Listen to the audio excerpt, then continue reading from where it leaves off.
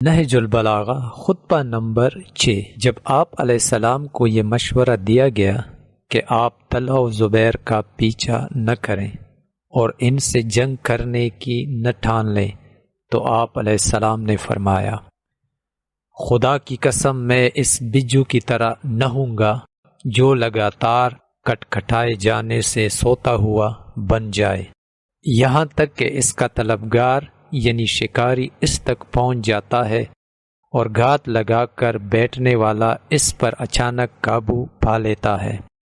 بلکہ میں تو حق کی طرف بڑھنے والوں اور گوش پر آواز اطاعت شعاروں کو لے کر ان خطا و شک میں پڑنے والوں پر اپنی تلوار چلاتا رہوں گا یہاں تک کہ میری موت کا دن آ جائے۔ خدا کی قسم، جب سے اللہ نے اپنے رسول صلی اللہ علیہ وآلہ وسلم کو